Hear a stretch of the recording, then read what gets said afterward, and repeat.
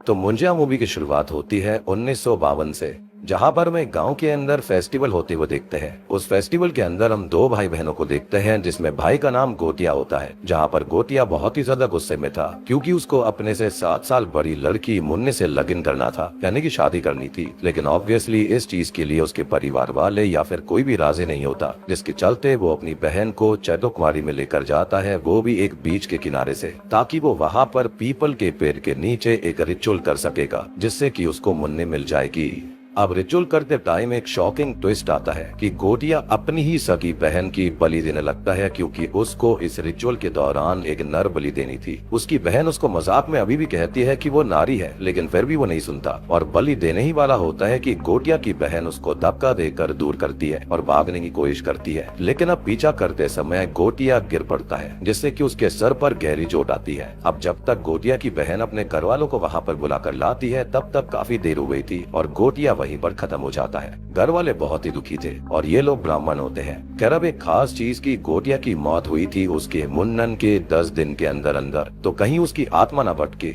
इसके लिए उसकी अस्थियों को उसी पीपल के पेड़ के सामने गाड़ दिया जाता है। पेड़ पे धागा भी बांध दिया जाता है, जिसके चलते उसकी आत्मा यहाँ पर ना भटके, और आत्मा आए भी तो इसी पीपल के पेड़ और चैतो कुंवारी तक ही सीमित रहे। जिसके बाद से ही चैतो कुंवारी श्रापित हो जाती है और वहाँ पर भयानक कर्ज आ गया था। अब सीन सीधा शिफ्ट होता है पुणे में, यानी कि अब कई साल बीत गए थे। खैर, पुणे के अंदर हम पम्मी को देखते हैं, उसके बेटे बिट्टू को और उसकी दादी को, यानी कि अज्जी को। अब पम्मी यहाँ पर ब्यूटी पार्लर चलाती है और बिट्टू उसकी मदद करता है। वो स्टाइलिंग का एडवांस काम सीखने के लिए फॉरेन जाना चाहता है, क्योंकि उसकी अप्लाई की हुई एप्लीकेशन सेलेक्ट हो गई थी। लेकिन पम्मी इसके लिए कंफर्टेबल नहीं होती, क्योंकि उसके लिए बिट्टू भी बच्चा था और वो उसको खोना नहीं चाहती थी, क्योंकि पम्मी के हस्बैंड अभी इस दुनिया में नहीं थे। खैर, बिट्टू अपनी बचपन की दोस्त बेला से प्यार करता है और उसका बॉयफ्रेंड कोबा नाम का फॉरेनर है, और बिट्टू भी अपनी फीलिंग्स उसके साथ शेयर नहीं कर पाता। लेकिन बेला और उसकी दोस्ती बचपन से बहुत ही ज्यादा पक्की है। बिट्टू का एक फ्रेंड भी है जिसका नाम स्पीलबर्ग है और वो वीडियो मेकिंग का काम करता है। खैर, हम नोटिस करते हैं कि बिट्टू को चैतो कुंवारी से किसी की आवाज बार बार आती रहती है, विजन्स आते रहते हैं। वो परेशान सा रहता है, लेकिन इसका रीजन उसको नहीं पता। एनीवेज, अब बेला एक जुम्मा क्लासेस ओपन करती है जिसका नाम कुबिला होता है, जिसमें बिट्टू और स्पीलबर्ग उसकी हेल्प करते हैं, जिसके चलते कोबा बेला को प्रपोज कर देता है और बिट्टू इससे काफी दुखी था। तभी बिट्टू की अज्जी को पता चलता है कि उनके छोटे बेटे बालू की बेटी, यानी कि बिट्टू की बहन रुक्कू की सगाई फिक्स हुई है, जिसके चलते उनको उनके गाँव जाना होगा, जहाँ पे चैतो कुंवारी भी है। और अज्जी के छोटे बेटे का पापड़ और अचार का बिजनेस है। खैर, अज्जी और पम्मे शुरू में हिचकिचाते हैं, क्योंकि वहाँ पर कुछ बुरा हुआ था, लेकिन अब वहाँ पर जाना उनकी मजबूरी हो गई थी और बिट्टू अपना माइंड फ्रेश करना चाहता था, जिसके चलते वो वहाँ पर पहुँच जाते हैं। अब इस पॉइंट पर हमको पता चलता है कि बालू और पम्मे की बिल्कुल नहीं बनती, क्योंकि बालू के बड़े भाई की मौत वहीं चैतो कुंवारी में हुई थी, क्योंकि वो इस जमीन को बेचना चाहता था, और अब वो भी सेम चीज करना चाहते हैं, जिसके लिए अज्जी नहीं मानती, यानी कि चैतो कुंवारी उनका था। तब जाकर बिट्टू को पता लगता है कि उसके पिता यहीं खत्म हुए थे, और बालू पम्मी और उसके बच्चे को ही इसका रीजन मानता है, और इसलिए इन दोनों की बिल्कुल नहीं बनती। खैर, अब बिट्टू इतना ज्यादा गुस्से में आ गया था कि वो सीधा चैतो कुंवारी पहुंच जाता है, जहाँ के विजन्स उसको आया करते थे।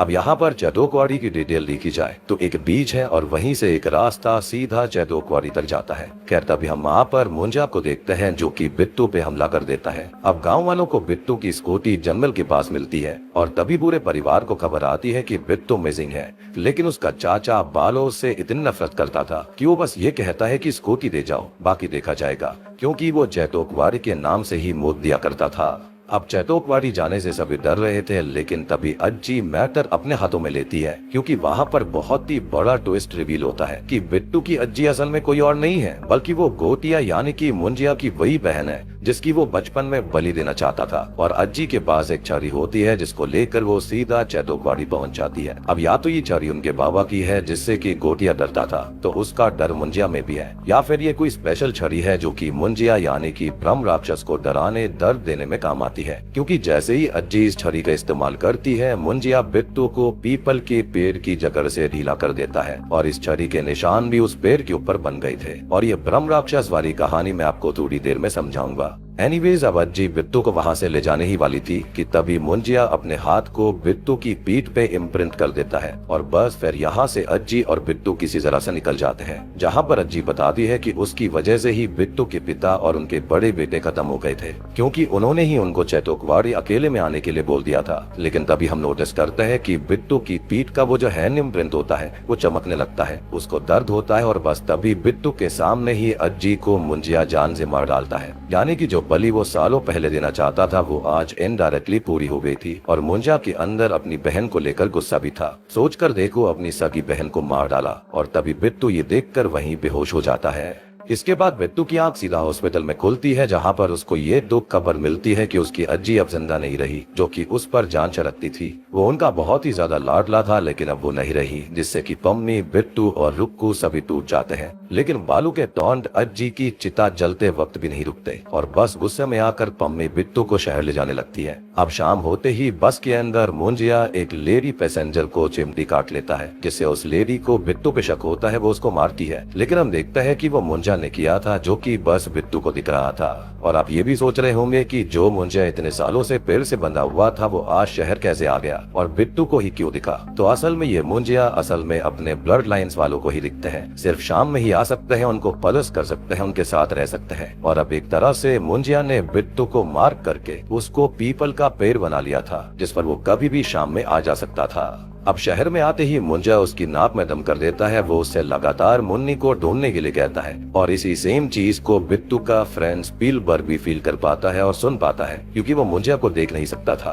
मुंजिया की यहाँ पर एक शर्त भी होती है कि वो मुन्नी से शादी करना चाहता है और फिर मुक्ति चाहता है। अब ये दोनों ही मुन्नी को ढूंढना चालू कर देते हैं, जिसके चलते बिट्टू रुक्कू से बात करता है, जो कि बताती है कि मुन्नी अज्जी की ही फ्रेंड हुआ करती थी, तो उनके बक्से में कुछ फोटोज होंगी जो कि वो सेंड कर देगी। अब जैसे ही फोटो उसके पास आती है तो वो देखते हैं कि शॉकिंगली मुन्नी बिल्कुल बेला जैसे ही दिखती थी, यानी कि बेला की ही अज्जी मुन्नी थी, जिसके घर वाले गांव से घर बेचकर शहर में शिफ्ट हो गए थे और फिलहाल बेला के जो घर वाले हैं वो यूएस में रहते हैं। अब मुंजिया भी फोटो देखकर तुरंत ही उसको वहां पर जाने की इंस्ट्रक्शंस देता है और ये लोग उसकी बात इसलिए मान रहे थे क्योंकि मुंजिया ने धमकी दी थी कि अगर बिट्टू ने उसकी बात नहीं मानी तो जैसे उसने अज्जी को खत्म किया था वैसे ही वो उसकी माँ पम्मी को खत्म कर देगा। और डर के मारे बेचारा बिट्टू उसकी बात मान लेता है। अब ये बेला की यहाँ जाते हैं, जहाँ पे मुन्नी अब बहुत ही बुरी हो चुकी है, जिसको देखकर मुंजिया घिन करने लगता है, क्योंकि अब वो सुंदर नहीं रही थी। खैर अब बेला वहाँ पर आ जाती है, जो कि बिट्टू को उसके लॉस के लिए यानी कि अज्जी के लिए गले लगाती है और वो बिट्टू को बताती है कि उसके बॉयफ्रेंड कोबा ने उसे शादी के लिए जो प्रपोज किया था ना, उसके लिए उसने मना कर दिया क्योंकि उसको इंडिपेंडेंट रहना है। लेकिन अब तभी हम ये देखते हैं कि बेला की शक्ल मुन्नी से तो मिल ही रही थी, तो मुंजिया उस पे फिदा होकर ये कहता है कि उसको बेला से ही लगन यानी कि शादी करनी है।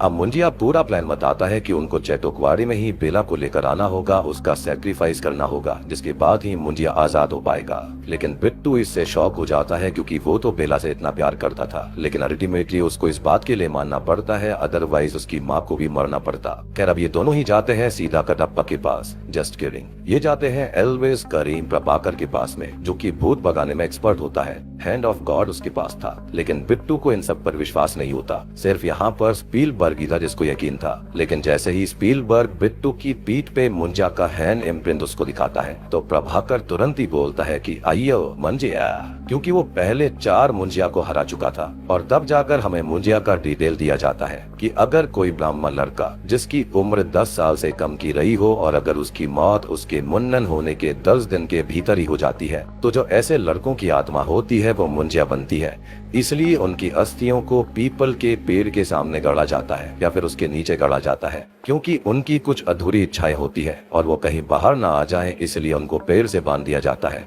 और सेम चीज गोटिया के साथ भी करी गई थी। ये सब बेसिकली भ्रम राक्षस होते हैं जो कि मर नहीं सकते और इनको बस रोका जा सकता है, केयर किया जा सकता है। लेकिन प्रभाकर कहता है कि इसका भी एक तरीका है, जिस लड़की से उसको शादी करनी है उसको लेकर वहीं जाना होगा जहाँ पे मुंजिया को बांधा गया था। उसके बाद उसको शादी करने के लिए किसी फिजिकल फॉर्म में ही आना पड़ता है, जो कि होती है बकरी। और ये बात मुंजिया खुद से कभी नहीं बताएगा, जिसके बाद अगर बकरी को मारा जाए तो मुंजिया भी खत्म हो जाएगा। प्रभाकर का कहना था कि लड़की को मनाने का काम उन सब का होगा। तभी गांव में हम नोटिस करते हैं कि रुक्कू की सगाई टूट गई थी क्योंकि अज्जी के देहांत के चलते अब शादी नहीं हो सकती थी। और सबसे बड़ी बात कि यहाँ पर जो स्पीलबर्ग होता है वो रुक्कू को पसंद किया करता था। तो यहाँ पर अब उन दोनों को आइडिया आता है कि वो लोग बेला को वहाँ पर उसके जुम्मा क्लासेस के शूट के लिए लेकर जाएंगे और मुंजा का खात्मा कर देंगे, जिसके चलते पम्मी, प्रभाकर, बेला, बिट्टू और स्पीलबर्ग समेत सारा क्रू जो होता है वो वहाँ पर पहुँच जाते हैं। रीजन बीइंग कि रुक्कू के नाम गाँव वाला घर था और बिट्टू के नाम शहर वाला। और बालू भी यहाँ पर कुछ नहीं कर पाता,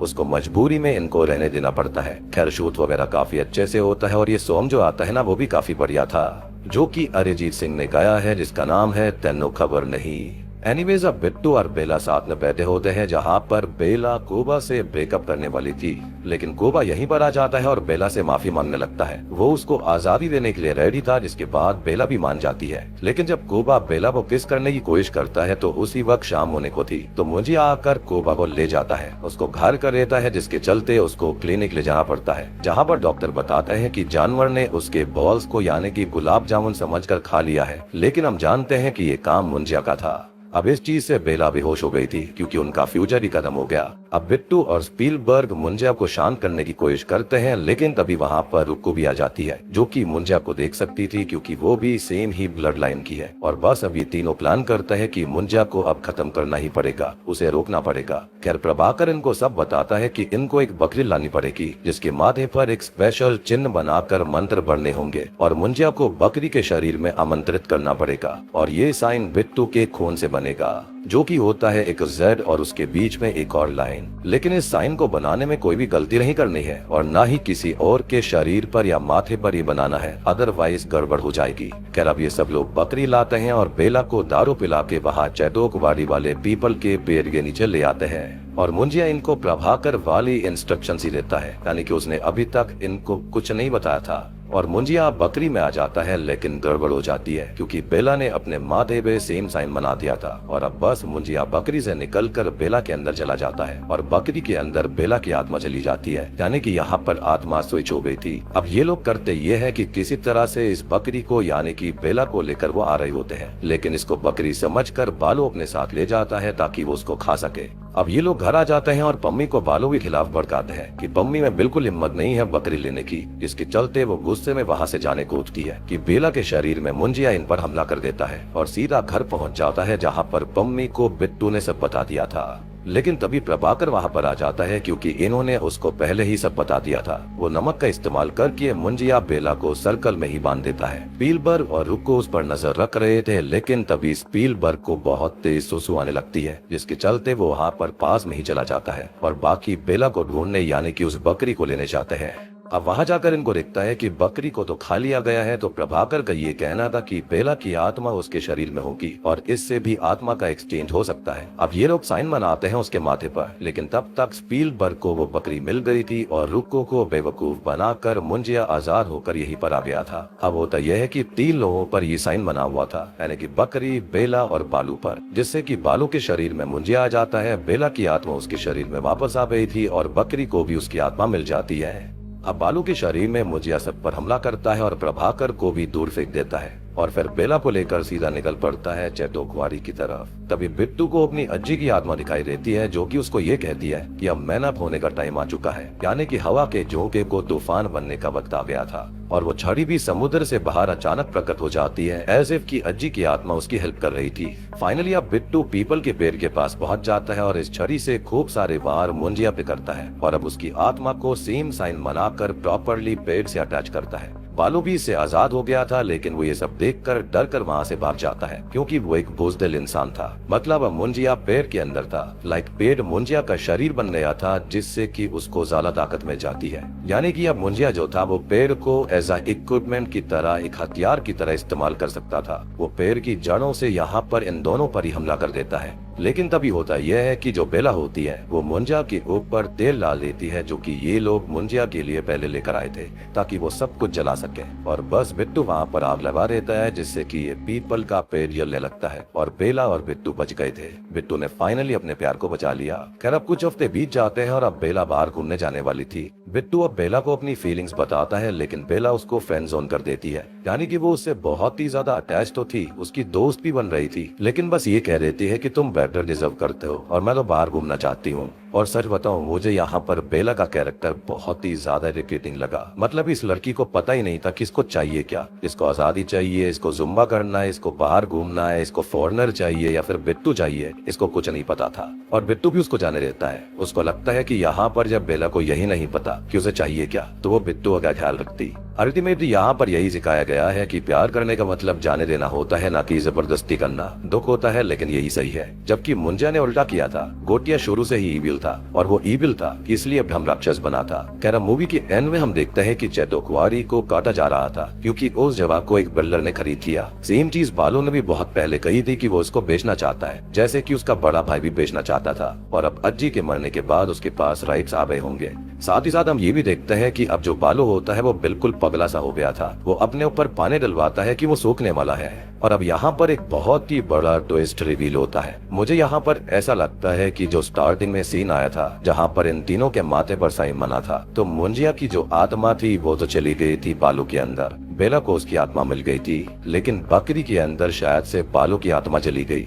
और अब जब ये रिचुअल फिर से हुआ था तो पेड़ की जो आत्मा थी ना वो बालू के अंदर आ गई, और जो बालू के अंदर मुंजिया की आत्मा थी वो पेड़ के अंदर चली गई। तभी तो यहाँ पर बालू बोल रहा था कि मैं सूख रहा हूँ, मेरे को पानी डालो। अदरवाइज यहाँ पर कोई मतलब नहीं बनता कि बालू इस तरह की बात करे। या फिर हो भी सकता है कि खाली यहाँ पर ये मजाक वगैरह हो रहा होगा, उसको पागल दिखाने की कोशिश करी गई होगी। या फिर आप लोग बताना कि आपको क्या लगता है, मेरी थियरी यहाँ पर सही है या फिर नहीं।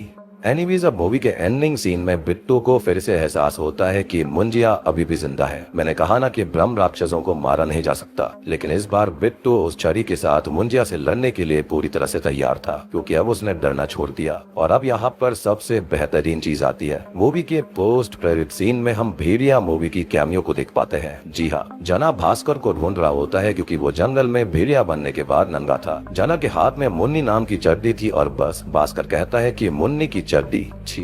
साथ ही साथ हम मुंजा को भी देखते हैं और अब जानते ही हो कि विषाणु यानी कि भास्कर या फिर भेड़िया जंगलों को बचाता है, तो शायद से वो चैतो कुंवारी को काटने से बचाने के लिए आया होगा।